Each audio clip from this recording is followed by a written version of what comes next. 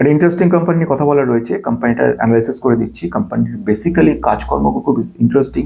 সেমিকন্ডাক্টরের কাজও করছে, ডিএলএম এর উপর কাজ করছে, সফটওয়্যার সলিউশন কনসালটেশনের উপর কাজ করে। প্রোমোটার কিছুটা হলেও কিনছে, এটা একটা পজিটিভ ব্যাপার। ঋণের পরিমাণ আস্তে আস্তে কমিয়ে চলেছে, এটা একটা পজিটিভ ব্যাপার। এর সঙ্গে যেটা বক্তব্য রাখা সেটা হচ্ছে যে কোয়ার্টারলি রেজাল্ট তাহলে কিছুটা ডাউন হলেও অ্যানুয়ালি রেজাল্ট আমাদের কিন্তু পজিটিভিটি দেখাচ্ছে। মিড ক্যাপ লেভেলের একটা পজিটিভ কোম্পানি, যেখানে ডোমেস্টিক ইনস্টিটিউশনাল ইনভেস্টর প্রচুর পরিমাণে কিনছে, রিটেলের পরিমাণ খুব কম রয়েছে, অ্যারাউন্ড 12 to 13%। কিন্তু কোম্পানি কেন এত পড়ছে সেটা একটু জানবো, এবং ভবিষ্যৎ কি রয়েছে সেটা জানবো একটুখানি। কোম্পানি সবকিছু বলার আগে, this is only for education purpose, no buy sell recommendation. Before investing please consult yourself or your advisor. Past return cannot guarantee future performance. ওই চ্যানেলে পোর্টফোলিওটা একটা অ্যানালিসিস করে দিয়েছিলাম উজ্জ্বলের, সেটা পেছনে বোর্ডে দেখতে পাচ্ছেন। কিন্তু আজকের এখানে যে বিষয়টা রয়েছে সেটা কিন্তু মার্কেট বাজারের অবস্থাটা নিয়ে কথা বলবো। বাজারে এই মুহূর্তে নিফটি 25,500 চলে এসছে, এবং সেন্সেক্স 83,000 চলে এসছে, এবং 25,500 যে ব্যারিয়ারটা রয়েছে, সাইকোলজিক্যাল ব্যারিয়ার বলা যেতে পারে, যদি সেটা ভেঙে নিচে চলে যায় তাহলে কিন্তু আবার সেই আগের জায়গায় ফিরে যাবে অনেকটা কারেকশন মোডে। আজকে যে বিষয়গুলো আমরা দেখতে পেলাম সেখানে যেরকম নিফটি ব্যাংক সেও ডাউন রয়েছে, নিফটি আইটি সেও প্রায় 1.88, অ্যারাউন্ড 2% ডাউন হয়ে গেছে নিফটি আইটি। মেটাল 1.27, অটো 1% কাছে, ফার্মাসিউটিক্যাল ক্ষেত্রে দেখতে পাচ্ছি 1.22% ডাউন হয়েছে। ইনফ্রা কিছুটা down, fast moving consumer goods তাও এখন পর্যন্ত স্টেবল রয়েছে। এরকম পরিস্থিতিতে বেশ কিছু কোম্পানি ক্ষেত্রে আমরা দেখতে পাচ্ছি নেগেটিভিটি তৈরি করেছে। যেরকম আমরা দেখলাম সায়ান্ট, একটা খুব ভালো কোম্পানি আইটি কোম্পানির মধ্যে, কোম্পানিটা কিন্তু আজকে প্রায় 5% মতো ডাউন হয়ে গেছে। 5%, বিরাট ব্যাপার এটা, এতটা ডাউন হওয়াটা। এই পরিস্থিতিতে যে কোম্পানিটা আমাদের দুর্দান্তভাবে কাজ করেছে বিভিন্ন সেক্টরে, এদের স্পেশালি যেটা কাজকর্ম রয়েছে গ্লোবাল টেকনোলজি সার্ভিস হিসেবে কাজ করছে কোম্পানিটা। ইঞ্জিনিয়ার স্পেশালাইজ হচ্ছে জিও স্পাশিয়ালের উপরে কাজ করা, engineering design, IT solution, data analytics, এগুলোর উপর কাজ করা কোম্পানি। হেডকোয়ার্টার ইন্ডিয়াতে রয়েছে। কম্পিউটার এডেড ডিজাইনিং, ইঞ্জিনিয়ারিং, তার উপরে কিন্তু কাজ করা, সফটওয়্যার ডেভেলপমেন্ট, কনসালটেশন এবং অ্যানালিটিক্সের উপর কাজ করা কোম্পানিটা। কোম্পানির পি যদি দেখি এই মুহূর্তে এক ভ্যালুয়েশন তৈরি হয়ে এমন জায়গায় এসছে 21-এ পি চলে এসছে 21.47, আর ইন্ডাস্ট্রিজ পি রয়েছে 26.24। দ্যাট মিনস আন্ডার ভ্যালুর জায়গায় চলে গেছে। প্রাইস টু বুক ভ্যালু 2.2 রয়েছে, এটা কিছুটা বেশি। ডিভিডেন্ড খুব সুন্দর দেয় কোম্পানিটা। কোম্পানির যদি রেভিনিউ গ্রোথ দেখা যায়, কোম্পানি রেভিনিউ বেসিক্যালি যে আসছে এদের, যেটা হচ্ছে ডিজিটাল ইঞ্জিনিয়ারিং এবং টেকনোলজির ওপরে ম্যাক্সিমাম 79% কিন্তু এর ওপর আসছে। ডিএলএম মানে ডিজাইন লেড ম্যানুফ্যাকচারিং, যেটা যেন প্রিন্টেড সার্কিট বোর্ড, আদার ইলেকট্রনিক প্রিসিয়াস ইনস্ট্রুমেন্ট, 16.28% রয়েছে। সেমিকন্ডাক্টরের কাজ এরা শুরু করেছে, 3.28% রয়েছে, আর সামান্য কিছু কাজ 0.56 রয়েছে। যদি এর লোকেশন দেখি, নর্থ আমেরিকাতে 50%-এর বেশি এদের কাজ হয় ওখানে। এছাড়া আদার্স জায়গাগুলো এশিয়া প্যাসিফিক 21.6 রয়েছে, এবং ইএমইএ এখানে রয়েছে 28%। এখন এই যে বক্তব্য কোম্পানিটা ডাউন হচ্ছে কেন, এর পেছনে কারণটা কি রয়েছে, আমি তার আগে যদি রেজাল্টটা যাই, রেজাল্টটাও দেখতে পাচ্ছি কিন্তু একটা নেগেটিভ রেজাল্ট রয়েছে কিছুটা হলো। যদি আমি কোয়ার্টারলি দেখি, সেখানে কিছুটা, যেরকম আমি দেখেছিলাম গত ডিসেম্বর, সেখানে ছিল 2926 কোটি রেভিনিউ গ্রোথ বলছি, সেটা 1849, মানে 1900 থেকে মোটামুটি 1800 তো নেমে এসছে ডিসেম্বর 25, মানে আমাদের লাস্ট কোয়ার্টারে। আচ্ছা, আর যদি প্রফিট দেখি, প্রফিট যেটা ডিসেম্বর ছিল 128 কোটি, সেটা বেড়েছিল আমাদের সেপ্টেম্বরে 2025-এ, সেখানে ছিল 148 কোটি, আর ডিসেম্বরে সেটা কমে 99 কোটি হয়েছে। মানে রেজাল্ট কিন্তু কোয়ার্টারলি ভালো তেমন হয়নি। অপরপক্ষে যদি পজিটিভ খবরের দিকে বলি, প্রথম পজিটিভ খবর হচ্ছে ঋণের পরিমাণ কিন্তু কমিয়েছে।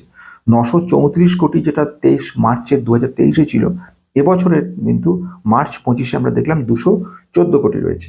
আমি যদি প্রোমোটারের সংখ্যায় যাই, প্রোমোটার কিন্তু একটু একটু করে বাই করছে, কিনে চলেছে।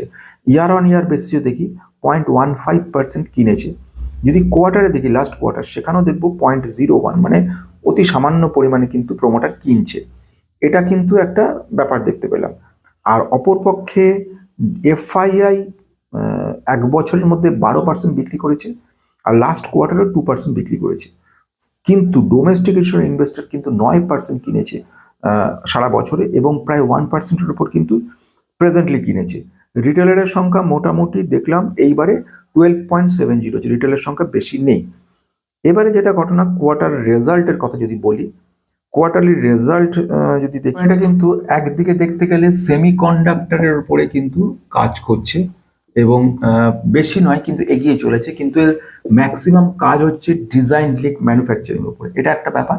সফটওয়্যার ডেভেলপমেন্ট এবং সাপোর্টের ব্যাপারে কিন্তু কনসালটেশন কাজকর্ম করছে। নর্থ আমেরিকাতে ম্যাক্সিমাম এদের কিন্তু প্রায় 58% এদের কিন্তু কাজকর্ম রয়েছে নর্থ আমেরিকাতে, এবং এটা একটা ব্যাপার দাঁড়াচ্ছে। এবং সেকেন্ড ওয়ান আরেকটা ইন্টারেস্টিং ব্যাপার দাঁড়াচ্ছে, সেটা হচ্ছে কিন্তু প্রোমোটার কিন্তু অল্প বিস্তর হলেও কিন্তু প্রোমোটার কিনে চলেছে ইয়ারলি কোয়ার্টারলি, এটা ব্যাপার। প্লাস যদি দেখি ডোমেস্টিক ইন্স্যুরেন্স ইনভেস্টর তারাও কিন্তু কিনছে, এফআইআই এরা কিন্তু সেল করছে, পাবলিকের সংখ্যা মোটামুটি মাত্র 12% মতো আছে। এটা কিন্তু একটা ব্যাপার দেখাচ্ছে পজিটিভিটি। অপরপক্ষে নেগেটিভ একটা দেখলাম, রেজাল্ট কিন্তু আমাদের কোয়ার্টারলি রেজাল্ট তেমন ভালো হয়নি। আবার পজিটিভ আর একটা পয়েন্ট বলবো, সেটা হচ্ছে ঋণের পরিমাণ কিন্তু কমাচ্ছে এরা, এটা কিন্তু একটা পজিটিভ খবর দেখতে পাচ্ছি। তাহলে এই পর্যন্ত আমাদের একটা ওভারভিউ তৈরি হলো যে কোম্পানিটা সম্পর্কে। এবারে কোম্পানির আরেকটা প্লাস পয়েন্ট বলবো, আন্ডার ভ্যালুড রয়েছে কোম্পানিটা, আন্ডার ভ্যালুয়েশন রয়েছে, ভালো কথা। এবারে যদি কোম্পানির দেখি, কোম্পানিটা কিন্তু মিড ক্যাপ লেভেলের কোম্পানি। মিড ক্যাপ মানে মোটামুটি 10,000 কোটি মার্কেট ক্যাপের কোম্পানি, 11,600 কোটি মতো কোম্পানিটা এই মুহূর্তে মার্কেট ক্যাপ রয়ে গেছে। তাহলে আমি যদি বলি এখন return on equity, return on capital employed, সেগুলো সবই 16.6 আর 12.8 দুটোই রয়েছে, খুবই ভালো রয়েছে। প্রোমোটার হোল্ডিং এই মুহূর্তে যেটা রয়েছে, প্রোমোটার কিন্তু রয়েছে 23.28। যদি কোয়ার্টার রেজাল্টের দিকে যাই, সেখানে কোয়ার্টার রেজাল্ট আমরা যেটা বলছিলাম, যদি আমি দেখি ডিসেম্বর 2024, সেখানে কিন্তু এদের রেভিনিউ হচ্ছে 1926, আর সেখান থেকে এখন হয়েছে 1848 মতো দেখাচ্ছে, বোঝা গেছে। এবারে আমি যদি যাই নেট প্রফিটে, যেটা আমি আগে বলছিলাম 128 কোটি যেটা ছিল, সেটা এবারে চলে এসছে 97 কোটিতে, 97.98 কোটি মোটামুটি। এবারে যদি আরেকটা জিনিস দেখার রয়েছে, সেটা হচ্ছে ক্যাশ ফ্লো, খুব গুরুত্বপূর্ণ পয়েন্টের দিকে বলবো। Cash flow profit from operation কিন্তু 1204 কোটি, এবং মোটামুটি ভালোই রয়েছে এটা। রিসিভেবলসের পরিমাণ 114 কোটি, খুব খারাপ ভালো নয়। এছাড়া যদি বলি ইনভেস্টিং অ্যাক্টিভিটি নেগেটিভ রয়েছে কিছুটা, কিন্তু এটার মানে খারাপ নয়। টোটালটা যদি যাই লাস্ট পর্যন্ত, যেখানে দেখছি আমরা 598 কোটি কিন্তু আমাদের একটা পজিটিভ ক্যাশ ফ্লো দেখতে পাচ্ছি। দ্যাট মিনস এই দিক থেকে খারাপ নয়। এইবারে আসবো লাস্ট কথাতে, এই যে পরিস্থিতি রয়েছে, এই যে কোম্পানির রয়েছে, কোম্পানি এতগুলো পজিটিভ পয়েন্ট রয়েছে, তা সত্ত্বেও কোম্পানি কেন পড়ছে এরকমভাবে? তার সবচেয়ে বড় প্রধান কারণ যেটা, সেটা হচ্ছে এক ধরনের ইনভেস্টার সেন্টিমেন্ট। আগের দিন বলছিলাম, সেটা কি মনে আছে আপনাদের? ইনভেস্টারের সেন্টিমেন্টটা কিন্তু নেগেটিভ জায়গায় চলে যাচ্ছে, এবং ওরা মনে করছে যে এই মুহূর্তে কোম্পানি যেহেতু আর্টিফিশিয়াল ইন্টেলিজেন্সের ওপরে বড় বড় কোম্পানিগুলো কাজ শুরু করেছে, এবং সেখানে একটা পর একটা নতুন কাজ করছে, ফলে আইটি কোম্পানিগুলোর যে সফটওয়্যার রিলেটেড কাজকর্ম, সেগুলো কিন্তু মানে ব্যাহত হওয়ার সম্ভাবনা রয়েছে।